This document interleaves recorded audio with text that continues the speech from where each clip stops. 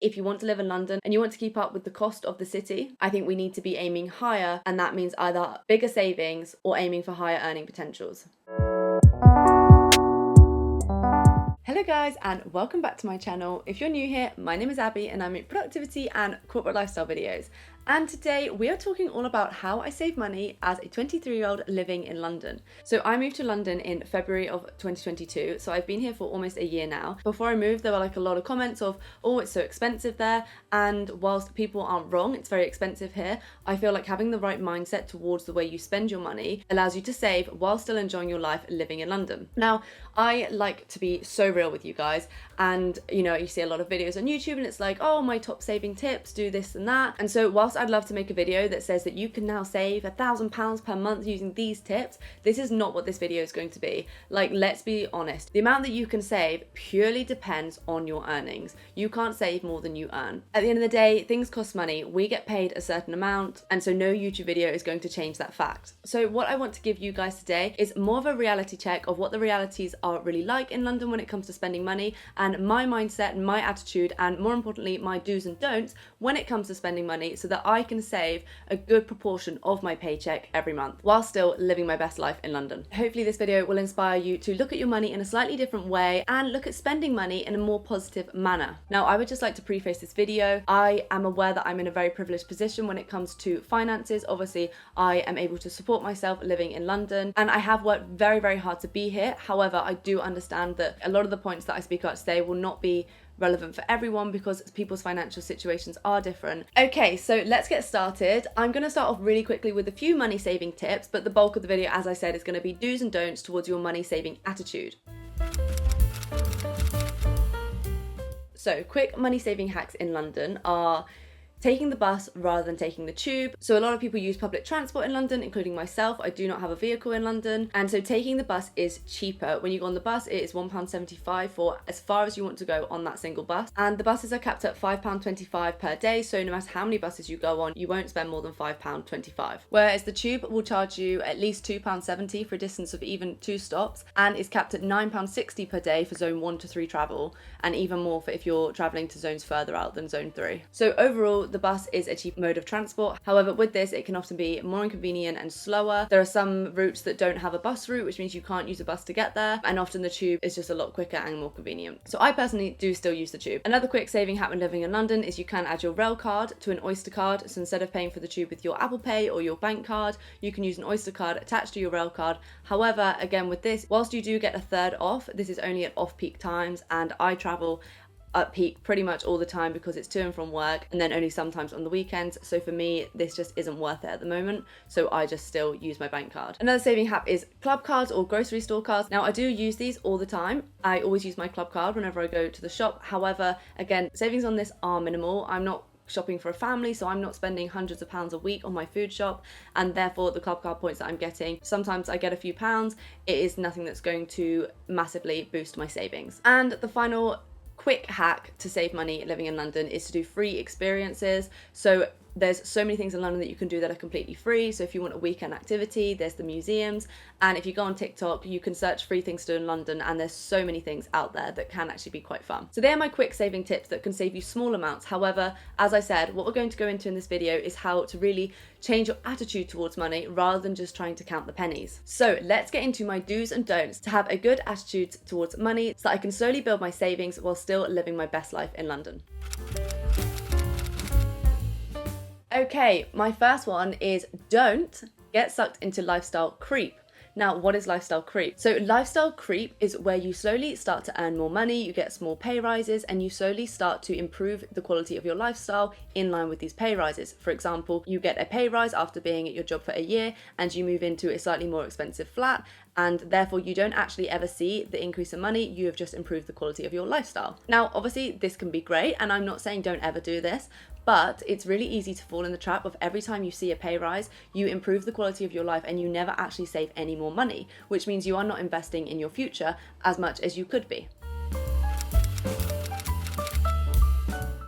Okay, next is do have a wish list. Now, having a wish list is great and I swear by them, however, it can be dangerous, so you need to use them right. So having a wish list obviously means putting all the things that you want on a big list and calling it a wish list. But when I say have a wish list, I do not mean write down everything you want and when you get paid, buy it all or buy as much of it as you can, because that just completely defeats the objective. The way that I think wish lists can be really useful is to write down the things that you want and then start making intentional purchases. So when you go shopping, instead of just browsing and picking up all of the things that you like when you're there and taking them all home and thinking, actually, I don't really like half of this, I can't be bothered to take it back, and it's sitting in your wardrobe forever, write them down on your wish list, and in a month or 2 months time, or even less time, whatever works for you, if you still really want them and you can picture yourself wearing it, go back and buy that item.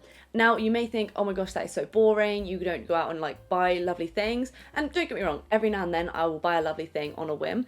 But more often than not, when I have done that, I have taken it back because I get home and think, that's not going to match my clothes. That's not going to be practical. Am I ever going to wear it? No. So why do I have this? Whereas when I buy things off my wish list, not only is it so exciting to go to the shop and finally buy it because I've waited for it and I've looked forward to wearing it, I wear it or use this item all of the time because it was an intentional purchase that I knew I would want and use. You can sometimes purchase higher quality items because you have not spent money on multiple items that you might never use. Instead, you have held back and then can purchase intentionally items of a higher value that you will really like. Something else that can also go on your wish list is investment purchases. Now, an investment purchase is anything that you buy that will either increase in value, hold its value, or increase your earning potential. And so, for example, I'm looking at the moment to buy a vlogging camera. It's on my wish list. I haven't gone out and bought one. I am looking into what's good, what's bad, and this would be an investment purchase because whilst it may not increase in value, it will hopefully increase my earning potential by improving the quality of my YouTube videos and therefore increasing the earning capacity I have on YouTube. Okay, next one is don't get sucked into going to fancy places you can't afford in London. Now, if you know about London, you know there are so many lovely places and some places are expensive. You will often see people on social media going to these like beautiful places, like places in Mayfair or going up the Shard and having dinner there. And you think, wow, like how are they always doing this? How are they having these beautiful meals and going for like all these beautiful places? And you know, very often people treat themselves or people have a really fantastic income and can just afford to treat themselves regularly. But a lot of the time, people are not paying for themselves in these situations. So I can be a fine example of that. I can post a picture of me in a really beautiful restaurant and I could be at a work dinner. I am not paying for that meal. So if someone is comparing themselves and thinking, I can't afford that, I can't afford it either. I'm not paying for that meal, so it's an unfair comparison. So just when I look at other people and I think, oh wow, how are you there all the time? They might not be paying for it. So it's an unfair comparison. And again, with influencers, there is literally an app that influencers can go on and they can make a deal with restaurants to get a whole free 3-course meal if they post it on their story. So when they are out in these beautiful fancy restaurants, very often they are not paying for them. So again, it's an unfair comparison for you to then think, well, I must be able to go to all these fancy restaurants and pay for them because they're not actually paying. So the overall thing here is just not put pressure on yourself to have to keep up with everyone, to be in all these fancy places, because if they can afford it, you must be able to afford it, because as I said, very often that is not the case. Okay, do make saving a game. Now, if you set yourself a saving goal and you work out how much you must need to save every month to reach that goal, it becomes a lot more fun to put that chunk of money in your account every month. If you just chuck some money in and you think, I'll put 200 or 300 in this month, we'll see how I feel. Maybe you want to spend that extra 100 on yourself that month. If that happens every month, you are then going to lose out on what? £100 a month, £1,200 a year. Whereas if you set yourself a saving goal and that £100 will be the difference between you reaching the goal at the end of the year and you not, you will want to put the £300 in rather than the 200, and it becomes a game. So I have this. I have a game of wanting to put at least a certain amount in every month, and I get excited when I get paid to be like, oh, I get to put that in again, and I get to see it go up, and I know that like in 3 months time it's going to look like this, and in 4 months time it will look like this, and it's very exciting. You know, maybe I'm just really sad, but it's kind of turned it into a game that as soon as I get paid, I am so excited to put my money in my savings and see the number change. And picture that end goal, picture how much you want in your account by the end of the year and think how good you'll feel when that money is there and thinking, wow, like I'm really on top of my finances. And another way to make saving a game is investing. And I have spoken about this before on my channel. And I do not mean you have to become the world's next trader. You don't have to put your hand in every pie. However, I have some money following the S&P 500 index, and honestly, I literally just put some money in there and leave it. I don't do anything, but do you know how much fun I have Googling every now and then the S&P 500 and just seeing if it's going up and down and thinking, oh, my money went up today, oh, it went down today. And just following the journey, I get excited to put more money in that just because it's fun, and I get to see when it dips. Oh, shall I put a little bit more in? Yes, obviously saving is a serious thing and you need to save money, but you know, have some fun with it. It's just interesting. Okay, next is don't compare your situation to others. Now, this builds a little bit more upon the taking yourself to places you can't afford. Everyone comes from different backgrounds, and I have seen this so much more since moving to London. I came from kind of like, I guess, a small village, and now I have seen this scale of backgrounds that people come from. And so to compare yourself to people like for like just wouldn't be fair on yourself. For example, I know people whose family live in London and therefore they don't pay rent.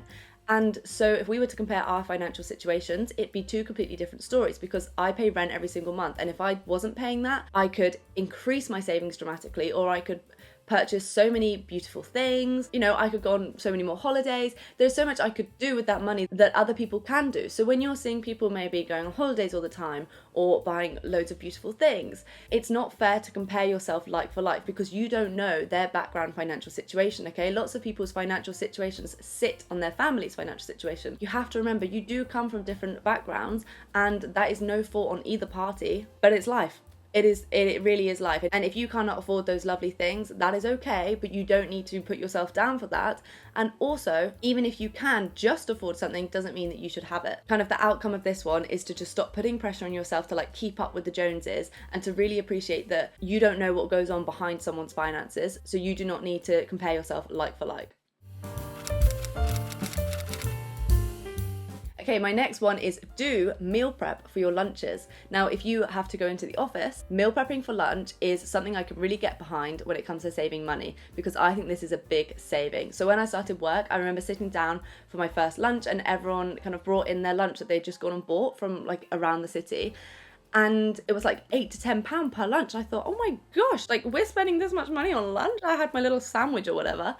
And I was like, this is going to bankrupt me. Like, surely we're not doing this. Did not take long for me to be like, oh, where are we going for lunch today, guys? Like, what are we having? Because one, the food is fantastic in the city, like in central London. And two, sometimes it's just difficult to keep up with meal prep. But the amount of money it is costing is crazy. So if I manage to meal prep for a week, I will save at least £30. That in a month is £120 at least saved. Now that is a lot. That can really make a difference to your saving goal at the end of the year. So that is a quick saving hack that I can really get behind. And the final point I have, which could be a little controversial, is do buy coffees. Now the reason I say this, obviously don't buy coffees if you don't like them, but my point and theory behind this is life is short and life is repetitive. And I hear people say like, oh, to save money, if you bought one less coffee a day, you'd save this much in a year. And yes, obviously, whilst that is true, how much does buying maybe one coffee a day or one coffee a week improve your mood, your lifestyle, the enjoyment you get out of a day, and much of the time productivity in the day, your social interactions if you're grabbing a coffee with someone? Now, obviously I'm basing all of these things on just coffee. It is just coffee, but coffee comes with a lot of other things, like I say, productivity, social interaction. And if we look at the numbers, if we say a coffee is £4.50 in London, now that would be a nice coffee with a bit of syrup in, maybe a large. So we're going on like the higher band here, and you buy a coffee once a week for a year, that will cost you £234 for the whole year. If you meal prep every week for 2 months, you will have already paid for all of your coffees for the year. So you really just need to kind of choose what matters the most to you. So I'll meal prep as much as I can. Let's not pretend I'm perfect. Sometimes I don't meal prep. As much as I can, I'll meal prep. And I will also buy a coffee every now and then, probably not even once a week, if I want one, because life is short and life is repetitive, and if buying a coffee or buying a hot chocolate puts a smile on my face, I'm going to do it. And I'm not going to think twice about the pennies that I could be saving when actually that coffee is going to make me more productive and it's going to put me in a good mood. I'm going to do better things that day and feel happier. If we look at the numbers, if you bought a coffee twice a week, every week for the whole year, again, it would only cost you £468, which I'm not saying is a small amount of money, but what I'm saying is if we weigh up the comparison of joy, to money, work out what makes you happy and work out what you want to spend your money on. And for me, that is a worth it purchase. Now, if you bought one every single working day, every week of the year, it would cost you 1,170, which I think is where I draw the line. I wouldn't buy a coffee every single day. For me, it is a treat, which is why, as I said, it could be once a week. But that is just an example of when people say, you know, cut down on all your coffees. Don't take away the little luxuries in your life. And this is where we go into the most important bit of this video, okay? Don't take away the little luxuries in your life for pennies.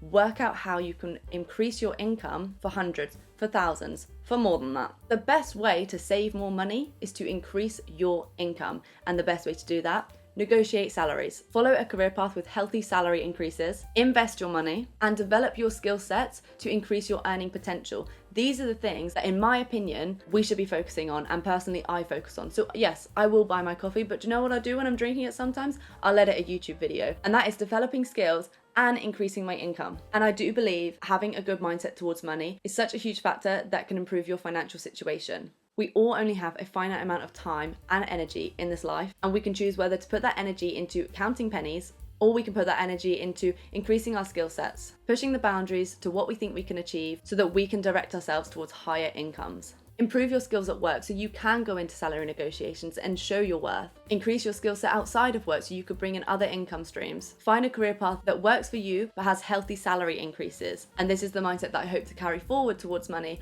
where actually what matters most to me is being so real with myself as to what I can afford, not comparing myself to other people's situations. Being real when I just know, like, I'm not at the level of that lifestyle right now, like I can't afford that. And yes, whilst I will spend my money on things on my wish list, and I will spend money on things like coffees, these things help to make me feel better, feel bigger, feel stronger as a person, so that I can then increase my earning potential and aim for more. And that is a summary of my mindset towards money and how I save money as a 23-year-old living in London. This is not financial advice, and I'm not saying that you should do everything that I do. This is just how I view my finances, my money, and how I try to save as much as I can whilst still living my best life in London. I hope the video was useful and I hope you enjoyed it. And if you did, please do like and subscribe. You really helped me reach my 2024 goals. If you have any other money saving hacks when living in London or a city that really tries to drain your bank account, let me know in the comments, and I will see you in my next video.